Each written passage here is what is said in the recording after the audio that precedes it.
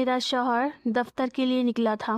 میں نے اپنے کمرے کی کھڑکی سے اسے جاتے ہوئے دیکھا، اور جب مجھے یقین ہو گیا کہ وہ چلا گیا ہے اور اب گھر میں اکیلی ہوں، تو میں دوڑ کر فریج کے پاس گئی اور میں نے فریج کھول کر 2 لمبے لمبے بڑے مضبوط کھیرے نکالے اور پھر انہیں ہاتھ میں پکڑے کمرے میں آئی۔ میرے اندر ایک عجیب سی بے چینی پیدا ہو رہی تھی۔ میں کھیرے کو ہاتھ میں لے کر سوچ رہی تھی کہ کیا مجھے یہ عمل کرنا بھی چاہیے یا نہیں۔ وہ ٹھنڈا ٹھنڈا کھیرا میرے ہاتھ میں تھا اور میرے اندر کی گرمی بڑھتی جا رہی تھی۔ میرا وجود پسینے سے شرابور ہو رہا تھا۔ میں نے کھڑکیوں کے پردے کو اور زیادہ کھینچ کر بند کر دیا تاکہ باہر سے کوئی بھی نہ دیکھ سکے۔ کمرے کے اندر کا ماحول بہت بھاری محسوس ہو رہا تھا اور میرا دل زور زور سے دھڑک رہا تھا، جیسے میرے سینے سے باہر آ جائے گا۔ میں نے اپنے کمرے کے دروازے کو اندر سے چٹخنی لگا کر بند کر دیا تھا تاکہ مجھے یہ ڈر نہ رہے کہ کوئی اچانک اندر آ جائے گا۔ اب میں بالکل اکیلی تھی اور میرے سامنے میری زندگی کا سب سے بڑا فیصلہ تھا۔ میں نے اپنے ہاتھوں میں پکڑے ہوئے ان کھیروں کو دیکھا۔ وہ کتنے سادہ اور ٹھنڈے تھے، لیکن میری زندگی کو بدلنے کی طاقت رکھتے تھے۔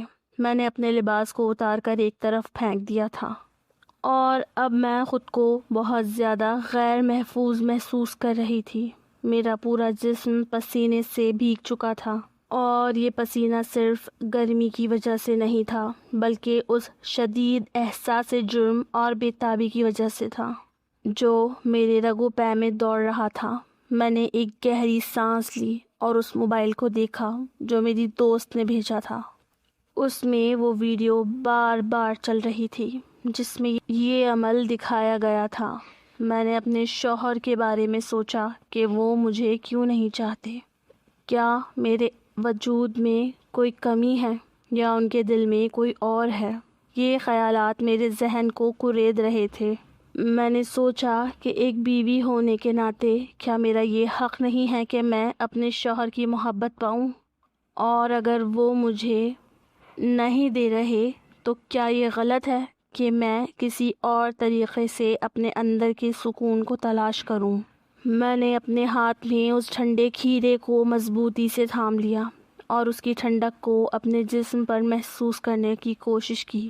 جیسے جیسے میں اس عمل کو کرنے کے لیے آگے بڑھ رہی تھی، میرا ڈر کم ہوتا جا رہا تھا اور میری جگہ ایک عجیب سی وحشت اور سکون کی طلب لے رہی تھی۔ میں نے سوچا کہ یہ سب کتنا عجیب ہے۔ ایک عورت اپنے شوہر کی توجہ پانے کے لیے کہاں تک گر سکتی ہے، اور میں آج اسی مقام پر کھڑی تھی۔ میں نے اپنے دل پر ہاتھ رکھا اور اپنے رب سے معافی مانگتے ہوئے آگے بڑھنے کا فیصلہ کیا۔ میرا ہر لمحہ اس کشمکش میں گزر رہا تھا کہ آیا میں صحیح کر رہی ہوں یا نہیں، لیکن میری تنہائی کا کرب اتنا گہرا تھا کہ مجھے کچھ اور دکھائی نہیں دے رہا تھا۔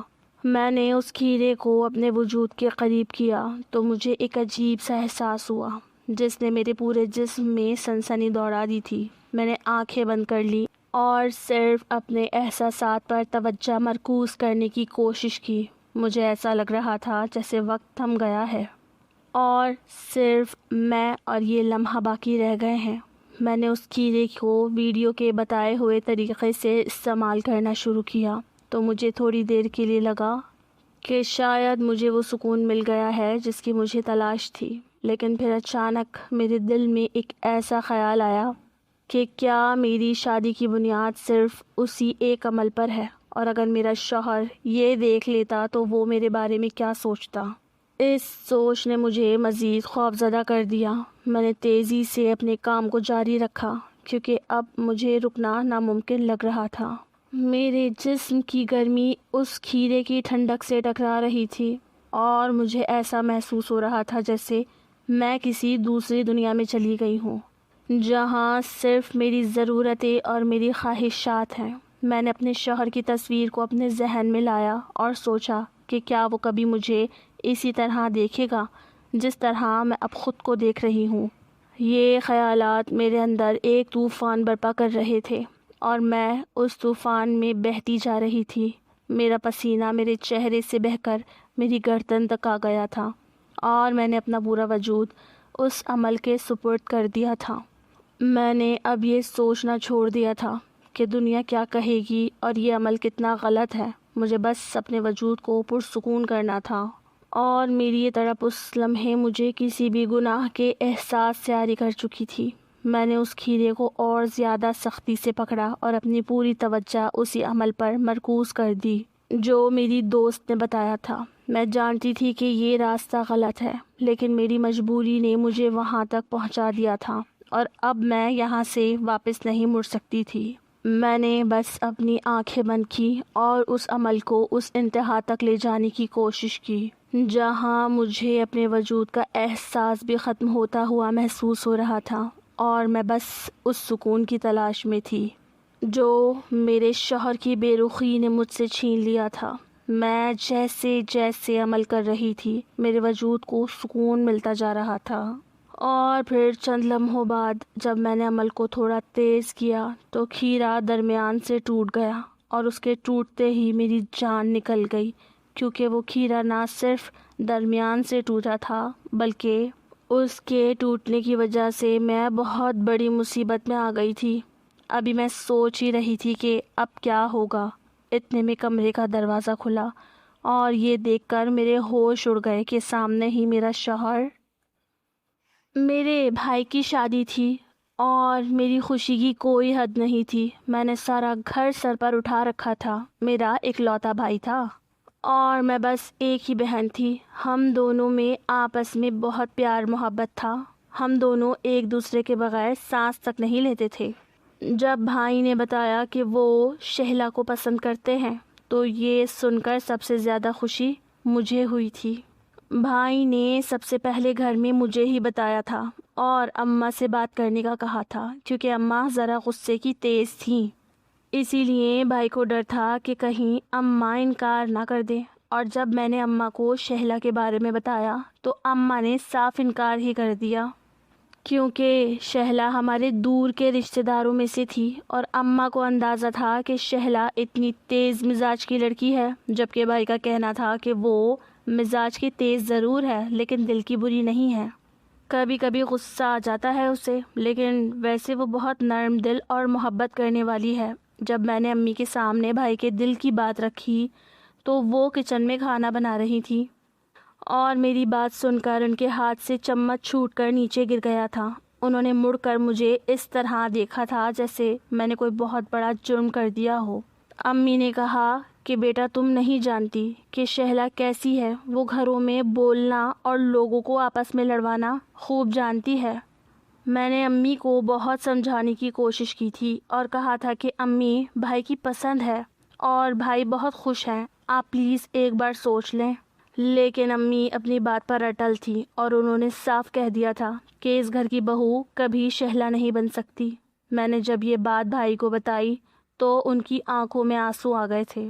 میں نے انہیں دلاسا دیا اور کہا کہ فکر نہ کرو، میں امی کو منا لوں گی۔ بھائی کا چہرہ جو ہمیشہ خوشی سے دمکتا رہتا تھا اس دن پہلی بار مجھے اتنا اداس اور مایوس دکھائی دیا تھا۔ میں نے پھر سے ہمت جمع کی اور امی کے کمرے میں جا کر ان کے پیر دبانے بیٹھ گئی اور ان سے محبت بھری باتیں کرنے لگی۔ میں نے امی کو بتایا کہ دیکھیں امی، بھائی کی زندگی کا سوال ہے، اگر ان کی مرضی کے خلاف شادی ہوئی تو وہ ساری عمر اداس رہیں گے اور یہ دکھ ہم سے نہیں دیکھا جائے گا۔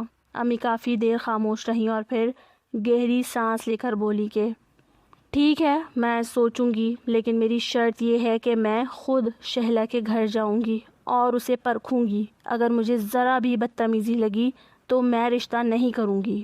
میں خوشی سے پاگل ہو گئی اور بھاگ کر بھائی کو بتایا۔ بھائی کا چہرہ خوشی سے کھل اٹھا تھا۔ پھر اماں شہلا کے گھر گئیں تو شہلا نے ان کے ساتھ بہت عزت اور تمیز سے بات کی۔ اس کے گھر والے تو ویسے ہی بہت اچھے تھے، اسی لیے اماں نے بیٹے کی خوشی دیکھتے ہوئے ہاں کر دی اور جلد ہی شادی کی تاریخ بھی رکھ دی۔ وہ دن میری زندگی کے سب سے حسین دن تھے جب میں شادی کی تیاریوں میں مصروف تھی۔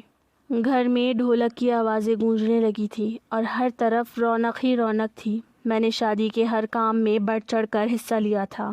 کپڑوں کی خریداری سے لے کر مہمانوں کو بلانے تک سب کچھ میری نگرانی میں ہو رہا تھا۔ شہلا کے گھر والے بھی شادی کے لیے راضی ہو گئے تھے، لیکن شادی کے کچھ دن پہلے ہی مجھے محسوس ہونے لگا تھا کہ شہلا کا رویہ کچھ بدل رہا ہے۔ وہ ہر بات پر اعتراض کرنے لگی تھی، اسے میرے کیے گئے کاموں میں بھی خامیاں نظر آتی تھی۔ میں جو پوری محبت کے ساتھ بھائی کی شادی کی تیاریوں میں مگن تھی، اور میں نے شہلا کے لیے ہر چیز ایک سے بڑھ کر ایک خریدی تھی، شہلا نے اس میں سے آدھی چیزیں یہ کہہ کر ریجیکٹ کر دی تھی کہ اسے یہ چیزیں پسند نہیں آئی ہیں اور وہ ہر چیز اپنی مرضی کی خریدے گی۔ بھائی نے اس کی بات مان کر کافی ساری چیزیں تبدیل کروائی تھی۔ امی کو شہلا کی یہ بات بہت بری لگی تھی، مگر میں نے ان باتوں کو نظر انداز کیا کیونکہ مجھے صرف بھائی کی خوشی دیکھنی تھی۔ لیکن کیا پتا تھا کہ یہ شادی ہمارے گھر کی خوشیوں کو ہمیشہ کے لیے ختم کر دے گی۔ شادی کی تقریب والے دن میں بہت سجی سنوری تھی، لیکن میرے دل میں ایک عجیب سا ڈر بیٹھا ہوا تھا۔ جب بارات گھر سے نکلی تو بھائی کی گاڑی کو پھولوں سے سجایا گیا اور میں اس میں بیٹھ کر بھائی کے ساتھ جا رہی تھی۔ بھائی بہت خوش تھے اور بار بار اپنی ہونے والی بیوی کے بارے میں باتیں کر رہے تھے۔ میں نے ہنس کر ان کی ہر بات کا جواب دیا، لیکن میرا دل گواہی دے رہا تھا کہ سب کچھ اتنا آسان نہیں ہوگا۔ شادی کے بعد جب شہلا ہمارے گھر آئی تو وہ بالکل بدلی ہوئی تھی۔ اس نے پہلے دن سے ہی گھر کی چیزوں پر اپنا حکم چلانا شروع کر دیا تھا اور امی کی ہر بات کا الٹا جواب دینا اس کا معمول بن گیا تھا۔ میں نے بھائی کو کئی بار سمجھانا چاہا کہ وہ شہلا کو سمجھائیں، لیکن بھائی اس کے عشق میں اتنا اندھے ہو چکے تھے کہ انہیں شہلا کی کوئی بھی غلطی نظر نہیں آتی تھی۔ وہ ہر بار یہی کہتے کہ تم غلط سمجھ رہی ہو، وہ ایسی نہیں ہے، اور یوں آہستہ آہستہ ہمارے گھر کا سکون ختم ہوتا گیا۔ گھر میں پتا بھی شہلا کی مرضی سے ہلنے لگا تھا۔ وہی کھانا بنتا جو شہلا چاہتی، میں وہی چیزیں خریدتی جو شہلا کو پسند ہوتی۔ میں اگر کسی سہیلی کے گھر جانے کا نام لیتی تو شہلا پہلے ہی بھائی کو بھڑکا دیتی اور بھائی صاف انکار کر دیتے۔ میرے سر پر باپ کا سایہ تو تھا نہیں، بھائی ہی بڑے تھے، اسی لیے مجھے بھائی کی بات ماننی پڑتی۔ اماں کو تو بھابھی نے بالکل کمرے سے لگا دیا تھا۔ اکثر اماں میرے سامنے روتی اور کہتی کہ تمہیں اس لڑکی کو بھابھی بنانا تھا، دیکھ لو اس نے آ کر کیا حال کیا ہے۔ اسی بات کے لیے تو میں منع کرتی تھی۔ مجھے امی کے انکار کی وجہ اب سمجھ آئی تھی، لیکن اب بہت دیر ہو چکی تھی کیونکہ ہمارے گھر کی خوشیاں تقریباً راکھ ہو چکی تھی۔ بھائی صرف اپنے کمرے میں ہی رہتے تھے، باہر آتے تو مجھ سے یا امی سے بات کرنا بھی گوارا نہ کرتے۔ دفتر سے واپس آتے ہی شہلا انہیں یا تو اپنے گھر لے جاتی۔ بھائی کے آنے کے بعد بھابھی کے قدم گھر میں ٹکتے ہی نہیں تھے، وہ سارا دن مجھ سے گھر کے کام کرواتی اور بھائی کے آتے ہی ایسے ظاہر کرتی جیسے سارا کام انہوں نے کیا ہو۔ شہلا کی یہ دو رنگی چالیں دیکھ کر میرا خون کھول اٹھتا تھا، لیکن میں مجبور تھی کیونکہ میرا ہر عمل بھائی کی نظروں میں مجھے ہی قصوروار بنا دیتا تھا۔ میں نے کئی بار کوشش کی کہ بھائی کو حقیقت بتاؤں، لیکن جیسے ہی میں کچھ بولنے کی جسارت کرتی، شہلا فوراً رونا شروع کر دیتی اور خود کو مظلوم ظاہر کر کے بھائی کی ہمدردیاں سمیٹ لیتی۔ بھائی اس کے جھوٹے آنسوؤں پر پگھل جاتے اور مجھے ہی ڈانٹ پڑ جاتی تھی۔ میں اپنے ہی گھر میں اجنبی بن کر رہ گئی تھی اور شہلا کا غرور دن بدن بڑھتا جا رہا تھا۔ اس نے گھر کے تمام اہم فیصلے اپنے ہاتھوں میں لے لیے تھے، بینک کے کاغذات سے لے کر پراپرٹی کے معاملات تک سب اس کی مرضی کے تابع ہو گئے تھے۔ مجھے یاد ہے ایک دن جب میں نے اپنی ضرورت کے لیے کچھ پیسے مانگے تو شہلا نے اس قدر توہین آمیز رویہ اپنایا کہ میری آنکھوں سے آنسو نکل آئے۔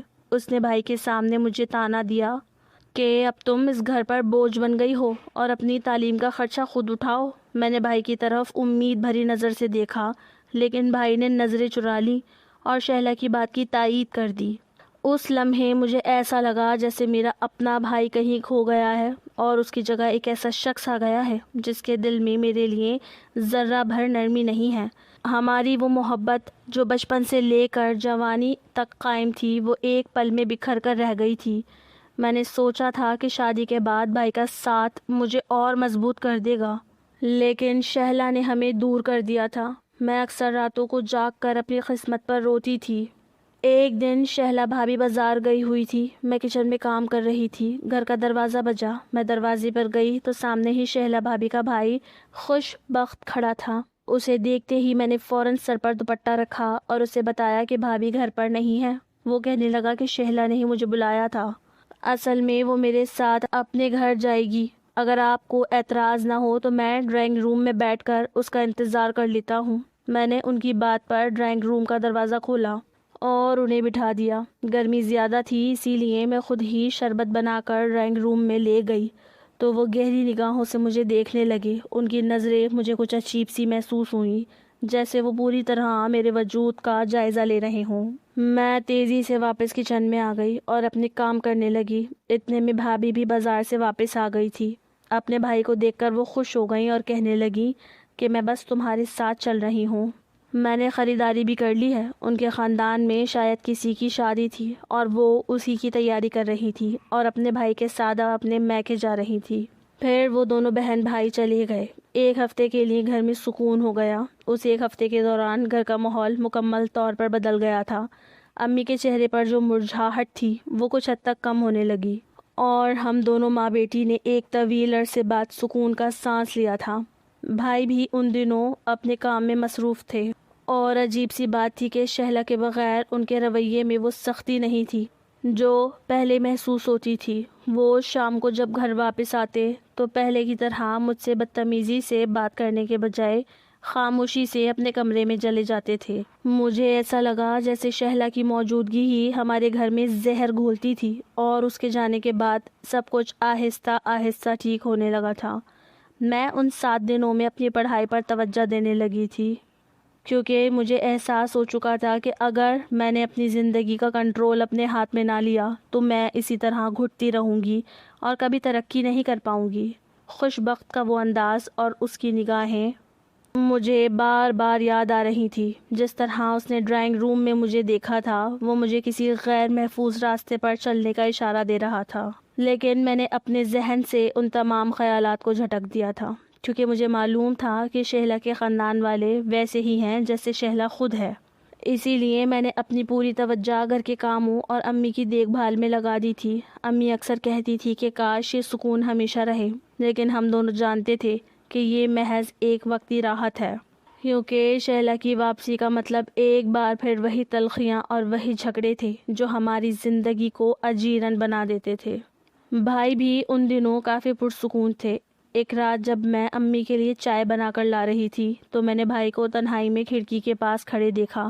ان کے چہرے پر ایک عجیب سی اداسی تھی جو شاید شہلا کی یاد تھی یا پھر اپنی غلطیوں کا احساس، لیکن میں نے ان سے کچھ پوچھنے کی ہمت نہیں کی کیونکہ مجھے ڈر تھا کہ کہیں پھر سے کوئی نئی بحث نہ چھڑ جائے۔ میں بس یہ سوچ کر حیران ہوتی تھی کہ کیا ہم کبھی واپس اپنی وہی پرانی زندگی پا سکیں گے جہاں بھائی میری ہر بات مانتے تھے اور گھر میں ہنسی خوشی کا سما ہوتا تھا۔ وہ 7 دن کسی خواب کی طرح گزر گئے۔ 7 دن بعد جب شہلا بھابھی واپس لوٹی تو انہوں نے آتے ہی ایک ہنگامہ کھڑا کر دیا۔ میرے کمرے میں آئی اور مجھ پر چیخنے چلانے لگی۔ مجھے تو سمجھ ہی نہیں آیا تھا کہ میں نے ایسا کیا کیا ہے۔ بھائی بھی ان کے پیچھے پیچھے میرے کمرے میں آ گئے تھے۔ وہ بار بار بھابھی سے پوچھ رہے تھے کہ شہلا کیا ہوا ہے، گھر آتے ہی تم کیوں نائمہ پر غصہ کر رہی ہو؟ لیکن بھابھی تو جواب دینے کے بجائے میرے کردار پر کیچڑ اچھالنے میں مصروف تھی۔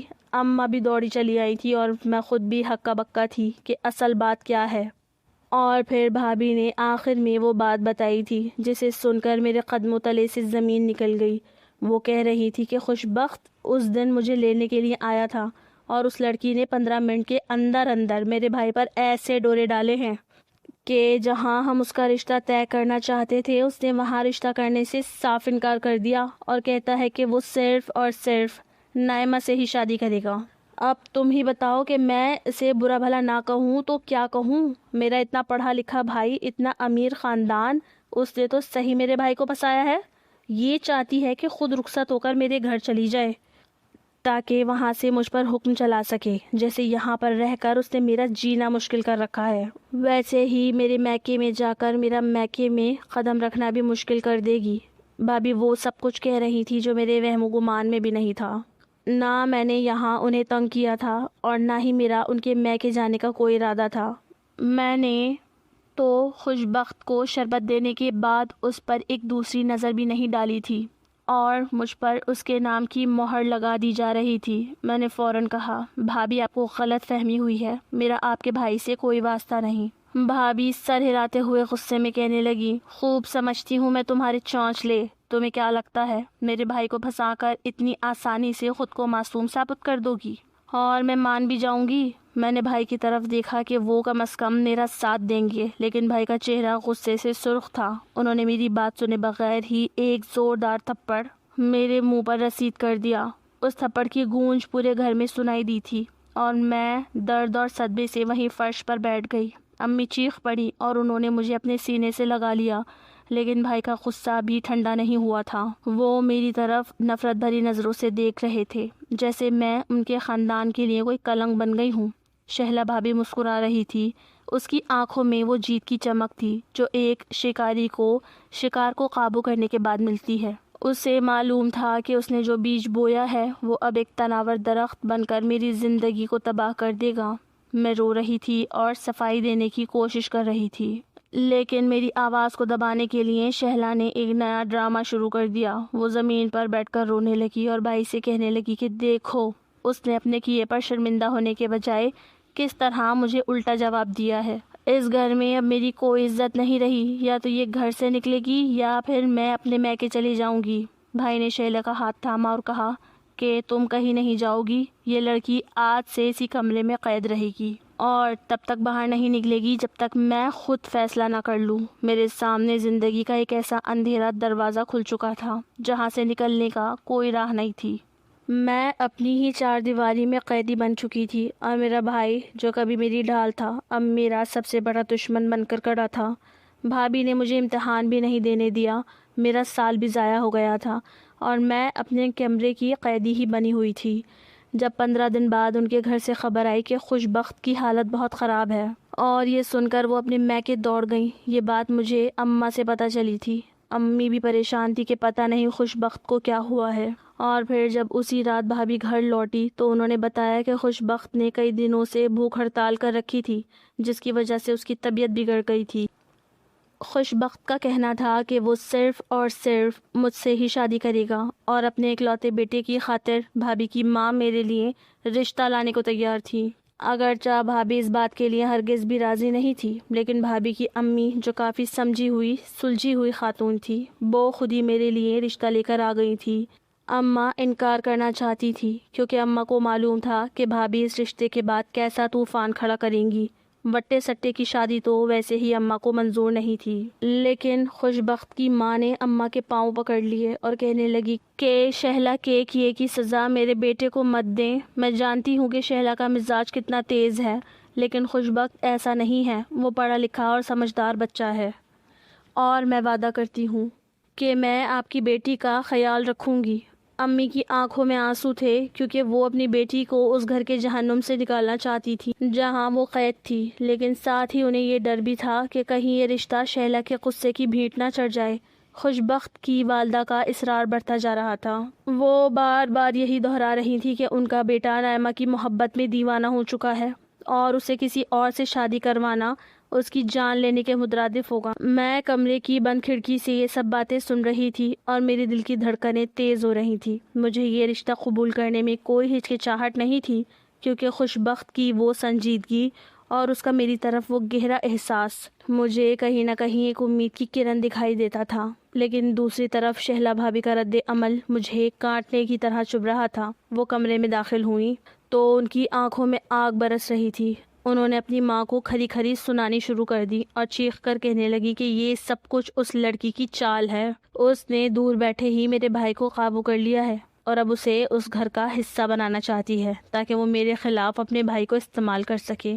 بھائی بھی اس وقت ڈرائنگ روم میں موجود تھے اور وہ بھی خاموشی سے سب کچھ سن رہے تھے۔ شہلا نے بھائی کی طرف دیکھا اور تیکھے لہجے میں پوچھا کہ کیا آپ کو یہ منظور ہے کہ آپ کی بہن میرے بھائی سے شادی کرے گی؟ کیا آپ کو ذرہ برابر احساس نہیں کہ یہ ہماری خاندانی عزت کا سوال ہے؟ بھائی نے ایک لمحے کے لیے میری طرف دیکھا اور پھر سر جھکا لیا۔ وہ بھی الجھن کا شکار تھے کیونکہ انہیں بھی اندازہ ہو گیا تھا کہ یہ رشتہ ان کے لیے کتنی بڑی مصیبت بن سکتا ہے۔ خوش بخت کی ماں نے ہمت نہیں ہاری، وہ اٹھی اور بھائی کے سامنے ہاتھ جوڑ کر بیٹھ گئیں اور کہنے لگی کہ بیٹے اگر یہ رشتہ نہیں ہوا تو میرا گھر اجڑ جائے گا اور میں یہ صدمہ نہیں سہ سکوں گی۔ اس وقت پورے کمرے میں سناٹا چھا گیا تھا اور مجھے ایسا لگ رہا تھا کہ جیسے میری زندگی کا فیصلہ چند لمحوں میں ہونے والا ہے۔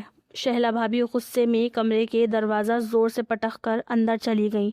امی نے بہت سوچ بچار کے بعد آہستہ سے کہا کہ ہم کل تک فیصلہ کر کے آپ کو بتا دیں گے۔ خوش بخت کی والدہ کا چہرہ کچھ پرسکون ہوا، لیکن جاتے ہوئے انہوں نے ایک نظر میری طرف ڈالی جو مجھے حوصلہ دے رہی تھی۔ اس رات مجھے نیند نہیں آئی۔ میں سوچ رہی تھی کہ کیا واقعی میری شادی میرے لیے سکون کا باعث بنے گی یا پھر میں ایک مصیبت سے نکل کر دوسری بڑی مصیبت میں جا گروں گی۔ شہلا کا رد عمل یہ واضح کر رہا تھا کہ وہ اس رشتے کو کبھی کامیاب نہیں ہونے دے گی۔ وہ ہر قدم پر میری راہ میں رکاوٹ بنے گی، لیکن خوش بخت کا وہ عشق جو اس نے اپنی جان کی بازی لگا کر ثابت کیا تھا، وہ میرے دل میں ایک نرم گوشہ پیدا کر چکا تھا۔ میں نے اپنے رب سے دعا کی کہ اگر اس رشتے میں میری بہتری ہے تو اسے قبول کر لے، اور اگر یہ میرے لیے نقصان دہ ہے تو اسے کسی طرح ٹال دے۔ اگلے دن میری ماں نے اس رشتے کے لیے حامی بھر دی تھی اور پھر ایک ہفتے کے اندر ہی مجھے سادگی سے رخصت کروانے کی بات خوش بخت کی طرف سے رکھی گئی۔ اسے یقین تھا کہ اگر زیادہ دیر کی گئی تو اس کی بہن یہ رشتہ نہیں ہونے دے گی، اور اسی لیے امی نے بھی حامی بھر لی تھی، اور پھر ایک ہفتے کے بعد میں سادگی کے ساتھ خوش بخت کی دلہن بن گئی تھی۔ شہلا بھابھی نے اس ایک ہفتے میں مجھ سے بات تک نہیں کی تھی، نہ ہی شادی میں ان کی کوئی خوشی تھی۔ میں خالی ہاتھ خوش بخت کے ساتھ رخصت ہو گئی تھی۔ بھائی اور بھابھی نے مجھے کچھ نہیں دیا تھا۔ بھائی پر تو میں حیران تھی کہ انہیں کیا ہوا ہے، وہ تو مجھ پر جان چھڑکتے تھے، پھر اپنے گھر سے مجھے خالی ہاتھ کیسے رخصت کر رہے تھے۔ میں دل میں بہت سے خوف اور ڈر لیے خوش بخت کے گھر پہنچی تھی، لیکن خوش بخت نے میرا استقبال بہت خوبصورت طریقے سے کیا تھا۔ مجھے لگا تھا کہ شاید اب میری زندگی ٹھیک ہو جائے گی، لیکن شادی کی رات خوش بخت میرے قریب آنے کے بجائے کمرے سے باہر نکل گئے تھے اور صبح کے وقت واپس لوٹے تھے، اور جب واپس آئے تو آتے ہی سو گئے۔ ان کا یہ رویہ سمجھ نہ آیا۔ میں نے بات کرنے کی کوشش کی، لیکن انہوں نے مجھ سے کوئی بات نہیں کی۔ رات جس طرح انہوں نے میرا استقبال کیا تھا، اب ان کے انداز میں ایسی کوئی گرم جوشی نظر نہیں آ رہی تھی۔ میں پورے دن اس کشمکش میں رہی کہ آخر ان کے رویے میں یہ اچانک تبدیلی کیوں آ گئی ہے۔ کیا انہوں نے مجھے صرف شہلا سے انتقام لینے یا اپنی ضد پوری کرنے کے لیے شادی کی تھی، یا پھر ان کے دل میں بھی کوئی ایسی بات تھی جو وہ مجھ سے چھپا رہے تھے؟ میرا دل دھک دھک کر رہا تھا اور مجھے محسوس ہو رہا تھا کہ میں جس سکون کی تلاش میں یہاں آئی تھی وہ شاید یہاں بھی مجھے نہیں مل پائے گی۔ کمرے میں خاموشی اتنی گہری تھی کہ مجھے اپنی ہی سانسوں کی آواز سنائی دے رہی تھی۔ میں نے سوچا تھا کہ نئی زندگی کا آغاز خوشگوار ہوگا، لیکن پہلی ہی رات جس طرح وہ مجھے اکیلا چھوڑ کر گئے تھے، اس نے میرے ذہن میں بہت سے سوالات جنم دے دیے تھے۔ میں نے دلہن کے جوڑے میں بستر پر بیٹھے ہوئے اپنی زندگی کے بارے میں سوچنا شروع کیا کہ کیا میرا مقدر صرف دکھ ہی لکھا ہے؟ پہلے بھائی کا بدل جانا اور اب شوہر کا یہ اجنبیت بھرا رویہ مجھے اندر سے توڑ رہا تھا۔ شہلا بھابھی کی وہ تلخ باتیں اور بھائی کا وہ بے حس رویہ ابھی میری آنکھوں کے سامنے گھوم رہا تھا۔ مجھے لگتا تھا کہ میں نے شادی کر کے شاید کوئی بہت بڑی غلطی کر لی ہے۔ خوش بخت جو شادی سے پہلے میرے لیے اتنی محبت اور دیوانگی دکھا رہا تھا، اب وہ میرے سامنے ایک اجنبی بن کر رہ گیا تھا۔ میں نے ہمت کر کے ان کے قریب جانے کی کوشش کی، لیکن ان کی بے رخی نے مجھے واپس پلٹنے پر مجبور کر دیا۔ وہ سارا دن سوتے رہے اور جب شام ہوئی تو وہ دوبارہ تیار ہو کر کمرے سے نکل گئے۔ انہوں نے جاتے ہوئے ایک بار بھی میری طرف مڑ کر نہیں دیکھا۔ میرے پاس کوئی راستہ نہیں تھا کہ میں ان سے پوچھ سکوں کہ آخر وہ کیا چاہتے ہیں۔ گھر میں ان کی والدہ بھی تھی جو مجھے بہت پیار سے دیکھ رہی تھی، لیکن میں ان کے سامنے بھی اپنی اداسی چھپانے میں ناکام کوشش کر رہی تھی۔ مجھے محسوس ہو رہا تھا کہ خوش بخت کا یہ رویہ کسی گہری سازش کا حصہ ہے، یا پھر وہ کسی دباؤ میں ہے جو مجھے نظر نہیں آ رہا تھا۔ پہلا خیال میرے دل میں یہی آیا تھا کہ کہیں یہ بھی شہلا بھابھی کی کوئی چال تو نہیں تھی کہ اس طرح خالی ہاتھ مجھے نہ صرف میرے گھر سے رخصت کروا دیا بلکہ اپنے گھر میں کسی بیکار چیز کی طرح پھینکوا دیا۔ میں اپنی قسمت کو کوسنے لگی تھی کہ کیوں میری شادی ایسے حالات میں ہوئی کہ جہاں نہ مجھے اپنائیت ملی اور نہ ہی کوئی سہارا۔ میری تنہائی کا یہ عالم تھا کہ میں اس گھر میں بھی خود کو پردیسی محسوس کر رہی تھی، اور میرا دل کر رہا تھا کہ میں چیخ چیخ کر اپنا دکھ بیان کروں، لیکن میرے پاس الفاظ نہیں تھے۔ میں بس صبر کا دامن تھامے ان کی واپسی کا انتظار کر رہی تھی، کیونکہ مجھے یقین تھا کہ اس خاموشی کے پیچھے ایسی حقیقت چھپی ہے جس کا سامنا میرے لیے بہت مشکل ہوگا، اور جو حقیقت میرے سارے خوابوں کو ریزہ ریزہ کر کے رکھ دے گی۔ کیونکہ شادی کے ابتدائی دن جو زندگی کے سب سے حسین دن ہونے چاہیے تھے، وہ میرے لیے ایک خوفناک خواب میں تبدیل ہو چکے تھے، اور میں اس خواب سے بیدار ہونے کی کوئی راہ نہیں ڈھونڈ پا رہی تھی۔ شادی کو 15 دن گزر گئے تھے۔ ان 15 دنوں میں خوش بخت نے ایک بار پھر میرے ساتھ نرمی یا محبت سے بات نہیں کی تھی، نہ کوئی ازدواجی تعلق قائم کیا تھا۔ وہ بس بالکل خاموش ہو کر رہ گئے تھے، اپنی نوکری پر جاتے اور جب رات کو واپس آتے تو کھانا کھا کر سو جاتے۔ گھر میں ہر طرح کی سہولت تھی، میری ساس بھی بہت اچھی اور نیک عورت تھی، انہوں نے مجھے کوئی تکلیف نہیں پہنچائی تھی، لیکن میرے شوہر کا رویہ بالکل عجیب سا ہو کر رہ گیا تھا۔ اور پھر جب 15 دن بعد میرا صبر ختم ہوا تو میں نے یہ بات اپنی پکی سہیلی کو بتا دی۔ میری بات سن کر وہ پہلے تو حیران ہوئی، پھر کہنے لگی یقیناً خوش بخت میں کوئی کمی ہوگی، ورنہ کوئی بھی مرد جو اتنی محبت سے شادی کرے ایسا ہو ہی نہیں سکتا کہ وہ اپنی بیوی کو اس طرح 15 راتوں کے لیے تنہا چھوڑ دے۔ مرد تو پہلی ہی رات میں دیوانے ہو جاتے ہیں۔ اس کی یہ بات میرے دل پر تیر کی طرح لگی تھی۔ میں نے اسے سمجھانے کی کوشش کی کہ شاید خوش بخت کسی ذہنی دباؤ میں ہے، یا پھر ان کی طبیعت میں کوئی ایسی الجھن ہے جس کا وہ اظہار نہیں کر پا رہے، لیکن سہیلی نے مجھے ایک ایسی سوچ میں ڈال دیا جس نے میرے اندر کے خوف کو مزید بڑھا دیا تھا۔ میں اکثر سوچتی تھی کہ کیا یہ وہی انسان ہے جس نے میری خاطر اپنی ماں کے سامنے بھوک ہڑتال کر دی تھی؟ کیا وہی شخص اب میرے وجود سے اس قدر لا تعلق ہو سکتا ہے کہ اسے میرے آنسوؤں کی بھی پرواہ نہ ہو؟ میں نے ایک دن ہمت کر کے ان سے پوچھا بھی کہ کیا مجھ سے کوئی غلطی ہوئی ہے جس کی سزا مجھے مل رہی ہے، لیکن انہوں نے میری بات کا جواب دینے کے بجائے بس ایک ٹھنڈی آہ بھری اور اپنے کمرے سے باہر چلے گئے۔ ان کی وہ خاموشی میری چیخوں سے زیادہ تکلیف دہ تھی۔ ساس بھی کبھی کبھی مجھے اکیلا دیکھ کر پریشان ہو جاتی تھی اور پوچھتی تھی کہ کیا خوش بخت تمہارا خیال رکھتا ہے؟ میں ہمیشہ یہی کہتی کہ سب ٹھیک ہے، کیونکہ میں نہیں چاہتی تھی کہ میری ازدواجی زندگی کی ناکامی کی خبر باہر پھیلے، خاص طور پر شہلا بھابھی تک یہ بات پہنچے، کیونکہ مجھے ڈر تھا کہ وہ اپنی فتح کا جشن منائے گی۔ میری زندگی ایک ایسے اندھیرے کنویں میں بدل چکی تھی جہاں روشنی کی ایک کرن بھی دکھائی نہیں دے رہی تھی۔ سہیلی کی باتوں نے میرے ذہن میں شک کے جو بیج بوئے تھے وہ اب آہستہ آہستہ ایک درخت بن رہے تھے۔ کیا سچ میں خوش بخت کے کردار میں کوئی ایسی خامی ہے جو اس نے شادی سے پہلے چھپا کر رکھی تھی، یا پھر میری قسمت میں ہی یہ لکھا تھا کہ میں رشتوں کے نام پر صرف دکھ ہی سمیٹوں گی؟ میں اب راتوں کو بھی نہیں سوتی تھی، بلکہ ان کے آنے کا انتظار کرتی تھی، اور جب وہ آتے تو ان کی آنکھوں میں ایک ایسی وحشت ہوتی تھی جسے دیکھ کر میرا دل دہل جاتا تھا۔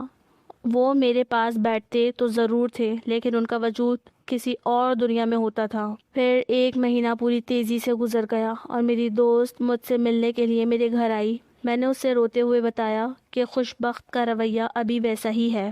اتنا تو میں جان گئی ہوں کہ ان کا کسی دوسری عورت کے ساتھ کوئی تعلق نہیں ہے، لیکن یقیناً کوئی نہ کوئی کمی ضرور ہے جو وہ چھپانا چاہتے ہیں، یا پھر کوئی ایسی بات جو میری سمجھ سے باہر ہے۔ میں نے اپنی دوست کو اپنی شادی سے پہلے کے حالات سے لے کر شادی کے بعد تک کی ساری باتیں بتائیں، جسے سن کر وہ چونک اٹھی تھی، اور پھر اس نے مجھے ایک ایسا عمل کرنے کو کہا تھا جسے سن کر میرے ہوش اڑ گئے تھے۔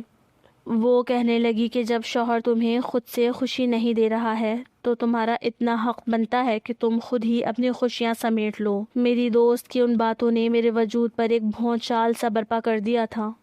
میں نے اسے حیرت اور خوف کی ملی جلی نظروں سے دیکھا اور پوچھا کہ کیا تم پاگل ہو گئی ہو؟ یہ سب کیسے ممکن ہے؟ لیکن اس نے بڑے اطمینان سے مجھے وہ ویڈیو دکھائی اور وہ طریقہ سمجھایا جس سے میں اپنی زندگی میں سکون حاصل کر سکتی تھی۔ میرا دل گواہی نہیں دے رہا تھا کہ یہ سب صحیح ہے، لیکن اس وقت میری زندگی میں تنہائی اور شوہر کی بے رخی کا جو عالم تھا اس نے مجھے بہت کمزور کر دیا تھا۔ میں نے اس سے پوچھا کہ کیا واقعی اس سے مجھے سکون ملے گا، تو وہ مسکرا کر بولی کہ دیکھو نائمہ، اگر تم نے اب بھی ہمت نہیں کی تو ساری زندگی اسی طرح گھٹ گھٹ کر گزارو گی اور تمہاری جوانی یوں ہی ضائع ہو جائے گی۔ اس کی باتوں کا اثر مجھ پر اس قدر ہوا کہ میں نے اسے کرنے کا سوچ لیا، حالانکہ میرا ضمیر بار بار مجھے ملامت کر رہا تھا کہ ایک بیوی کو اپنے شوہر سے چھپ کر ایسا کرنا زیب نہیں دیتا، مگر خوش بخت کا وہ سرد رویہ اور میری وہ محرومی مجھے اندھی کر رہی تھی۔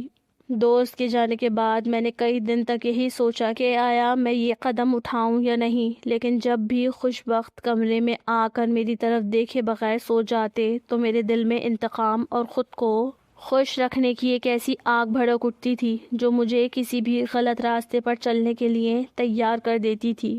میں نے فیصلہ کر لیا تھا کہ اب میں اپنے شوہر کی توجہ حاصل کرنے کی منتیں نہیں کروں گی، بلکہ اپنی زندگی کو اپنے طریقے سے گزاروں گی، اور اسی لیے میں نے ان سب چیزوں کا انتظام کیا جو میری دوست نے بتائی تھی۔ میں نے سوچا تھا کہ یہ سب کر کے شاید میرے اندر کا خالی پن دور ہو جائے گا اور میں دوبارہ سے خود کو ایک زندہ انسان محسوس کر سکوں گی، لیکن مجھے یہ نہیں معلوم تھا کہ جس راستے پر میں چلنے والی ہوں اس کے انجام سے میں خود بھی واقف نہیں ہوں۔ میں نے اس دن کے لیے انتظار کرنا شروع کیا جب خوش بخت دفتر جائے اور میں اکیلی ہو کر اس عمل کو آزما سکوں۔ میری زندگی اب صرف اسی ایک سوچ کے گرد گھوم رہی تھی، اور میں اس دلدل میں اترنے کے لیے تیار ہو چکی تھی جو میری دوست نے مجھے دکھایا تھا۔ اس وقت میرے دل میں خوف بھی تھا اور ایک عجیب سی بے چینی بھی، لیکن سچ تو یہ تھا کہ میری محرومیاں اس قدر بڑھ چکی تھی کہ میں ان کے سامنے ہر اخلاقی حد پار کرنے کے لیے تیار تھی، اور مجھے بس اپنے وجود کو سکون پہنچانا مقصود تھا، اپنی خوشیوں کو واپس حاصل کرنا تھا۔ اسی لیے میں نے جس دن یہ دیکھا کہ میرے شوہر دفتر چلے گئے ہیں اور میری ساس بھی گھر پر نہیں ہے، اسی دن میں نے یہ عمل کرنے کی ٹھان لی۔ میں نے پہلے سے ہی کھیروں کا انتظام کر رکھا تھا۔ جیسے ہی گھر خالی ہوا میں نے جلدی سے وہ بڑے کھیرے نکالے اور سیدھی اپنے کمرے کا رخ کیا۔ میں کھیرے لے کر کمرے میں آ گئی تھی، اور اب میرے اندر ایک عجیب سی بے چینی پیدا ہو رہی تھی۔ میں کھیرے کو ہاتھ میں لے کر سوچ رہی تھی کہ کیا مجھے یہ عمل کرنا بھی چاہیے یا نہیں۔ وہ ٹھنڈا ٹھنڈا کھیرا میرے ہاتھ میں تھا اور میرے اندر کی گرمی بڑھتی جا رہی تھی، میرا وجود پسینے سے شرابور ہو رہا تھا۔ میں نے کھڑکیوں کے پردوں کو اور زیادہ کھینچ کر بند کر دیا تھا تاکہ باہر سے کوئی بھی نہ دیکھ سکے۔ کمرے کے اندر کا ماحول بہت بھاری محسوس ہو رہا تھا اور میرا دل زور زور سے دھڑک رہا تھا، جیسے میرے سینے سے باہر آ جائے گا۔ میں بالکل اکیلی تھی اور میرے سامنے میری زندگی کا سب سے بڑا فیصلہ تھا۔ میں نے اپنے ہاتھوں میں پکڑے ہوئے ان کھیروں کو دیکھا، وہ کتنے سادہ اور ٹھنڈے تھے لیکن میری زندگی کو بدلنے کی طاقت رکھتے تھے۔ میں نے اپنے لباس کو اتار کر ایک طرف پھینک دیا تھا اور اب میں خود کو بہت زیادہ غیر محسوس کر رہی تھی۔ میرا پورا جسم پسینے سے بھیگ چکا تھا، اور یہ پسینہ صرف میری گرمی کی وجہ سے نہیں تھا بلکہ اس شدید احساس جرم اور بے تابی کی وجہ سے تھا جو میرے رگوں پے میں دوڑ رہا تھا۔ میں نے ایک گہری سانس لی اور اس موبائل کو دیکھا جو میری دوست نے بھیجا تھا۔ اس میں وہ ویڈیو بار بار چل رہی تھی جس میں یہ عمل دکھایا گیا تھا۔ میں نے اپنے شوہر کے بارے میں سوچا کہ وہ مجھے کیوں نہیں چاہتے، کیا میرے وجود میں کوئی کمی ہے یا ان کے دل میں کوئی اور ہے۔ یہ خیالات میرے ذہن کو کورید رہے تھے۔ میں نے سوچا کہ ایک بیوی ہونے کے ناطے کیا میرا یہ حق نہیں ہے کہ میں اپنے شوہر کی محبت پاؤں، اور اگر وہ مجھے نہیں دے رہے تو کیا یہ غلط ہے کہ میں کسی اور طریقے سے سکون کو تلاش کروں۔ میں نے اپنے ہاتھ میں اس ٹھنڈے کھیرے کو مضبوطی سے تھام لیا اور اس کے ٹھنڈک کو محسوس کرنے کی کوشش کی۔ جیسے جیسے میں اس عمل کو کرنے کے لیے آگے بڑھ رہی تھی میرا ڈر کم ہوتا جا رہا تھا اور میں ایک عجیب سی وحشت اور سکون کی طلب لے رہی تھی۔ میں نے سوچا کہ یہ سب کتنا عجیب ہے، ایک عورت اپنے شوہر کی توجہ پانے کے لیے کہاں تک گر سکتی ہے، اور میں آج اسی مقام پر کھڑی تھی۔ میں نے اپنے دل پر ہاتھ رکھا اور اپنے رب سے معافی مانگتے ہوئے آگے بڑھنے کا فیصلہ کیا۔ میرا ہر لمحہ اس کشمکش میں گزر رہا تھا کہ آیا میں صحیح کر رہی ہوں یا نہیں، لیکن میری تنہائی کا کرب اتنا گہرا تھا کہ مجھے کچھ اور دکھائی نہیں دے رہا تھا۔ میں نے اس کھیرے کو اپنے وجود کے قریب کیا تو مجھے ایک عجیب سا احساس ہوا جس نے میرے پورے جسم میں سنسنی دوڑا دی تھی۔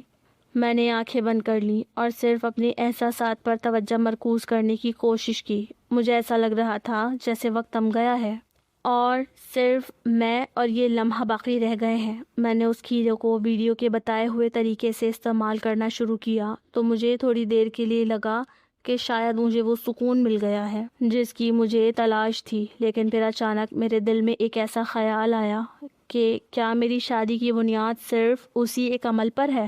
اور اگر میرا شوہر یہ دیکھ لیتا تو وہ میرے بارے میں کیا سوچتا؟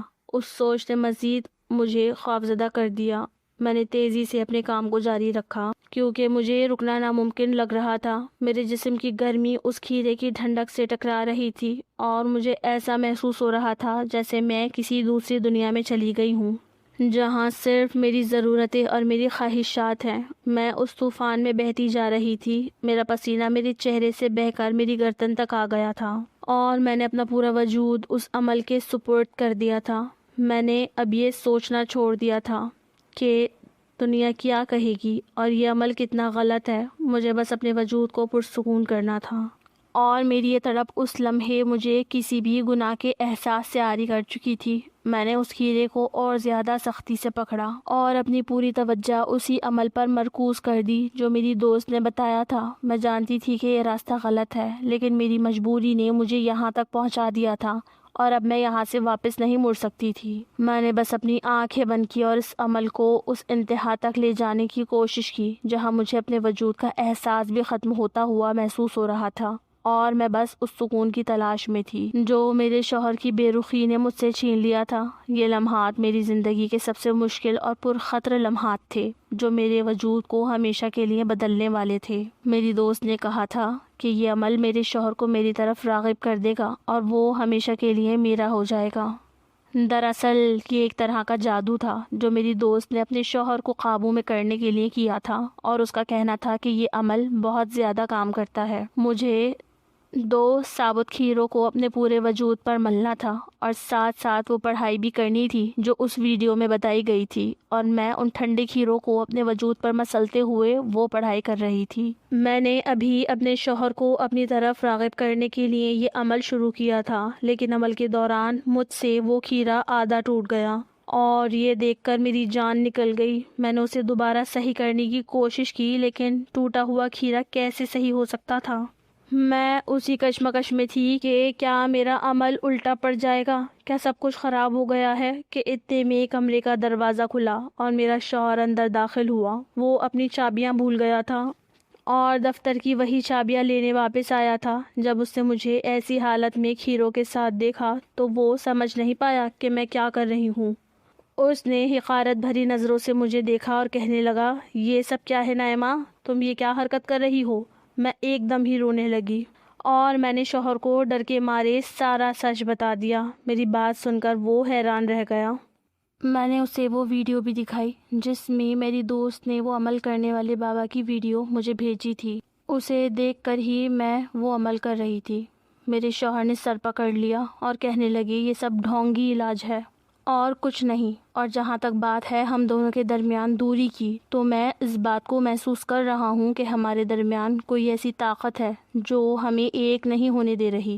اور جب 2 دن پہلے میں نے اس بارے میں اپنے ایک دوست کو بتایا تو وہ مجھے مولوی کے پاس لے گیا، اور مولوی صاحب نے بتایا ہے کہ کسی نے ہمارے رشتے پر بندش کروا دی ہے اور اس کے لیے مولوی صاحب پڑھائی بھی کر رہے ہیں۔ دھیرے دھیرے سب کچھ ٹھیک ہو جائے گا، تمہیں تھوڑا صبر اور انتظار کرنا ہوگا۔ شکر کرو کہ میری بجائے ماما گھر میں نہیں واپس آئیں، ورنہ تم انہیں کیا جواب دیتی؟ میرے شوہر نے کھیرے اٹھا کر واپس فریج میں ڈالے اور مجھ سے کہنے لگے کہ اب اپنے آپ کو سنبھالو اور سمجھاؤ، وقت کے ساتھ ساتھ سب کچھ ٹھیک ہو جائے گا۔ میرے ماتھے پر پیار کرتے انہوں نے مجھے اپنی غربت کا احساس دیا تو میں ان کے سینے سے لگ کر رو پڑی۔ انہوں نے خود مجھ سے معافی مانگی تھی اور میں نے بھی ان سے معافی مانگ لی تھی۔ وہ بیچارے حالات کے ہاتھوں مجبور تھے اور میں بھی انہی حالات سے خوفزدہ تھی۔ چند دنوں بعد ہی مولوی صاحب نے اپنا علاج پورا کر دیا تھا۔ خوش بخت کا رویہ میرے ساتھ بہت ہی بہترین ہو گیا تھا۔ وہ مجھ پر جی بھر کر پیار لٹانے لگے تھے۔ دوسری طرف شہلا بھابی دھیرے دھیرے بھائی کی نظروں سے گرتی جا رہی تھی، کیونکہ میری شادی کے بعد شہلا بھابی سے گھر سنبھالا نہیں جا رہا تھا۔ اماں بیمار ہو کر بستر سے لگ گئی تھی اور بھائی کو سمجھ آ گیا تھا کہ ساری گھرداری میں ہی دیکھتی تھی۔ ایک دن بھائی خود میرے پاس آئے اور روتے ہوئے معافی مانگنے لگے۔ میں نے انہیں بھی معاف کر دیا تھا، کیونکہ اب میں اپنی زندگی میں خوش اور مطمئن تھی اور آگے بھی بڑھ چکی تھی۔ میں خدا کا جتنا شکر ادا کروں کم ہے کہ میرے شوہر نے مجھے اس حالت میں دیکھ کر میری سچائی پر اعتبار کیا تھا۔ اگر وہ مجھ پر اعتبار نہ کرتے اور یہ سمجھتے کہ میں نے ان چیزوں کے ساتھ کوئی غلط حرکت کی ہے تو میں انہیں کیا جواب دیتی؟ میں اتنا ضرور جان گئی تھی کہ اپنی شادی شدہ زندگی میں اپنے شوہر سے چھپ کر کچھ بھی نہیں کرنا چاہیے، کیونکہ سچائی کا راستہ ہی انسان کو سکون کی منزل تک پہنچاتا ہے۔ اور میں اب سکون کے ساتھ اپنی نئی زندگی کے ہر لمحے کو جی رہی تھی اور دعا گو تھی کہ یہ خوشیاں ہمیشہ قائم رہیں۔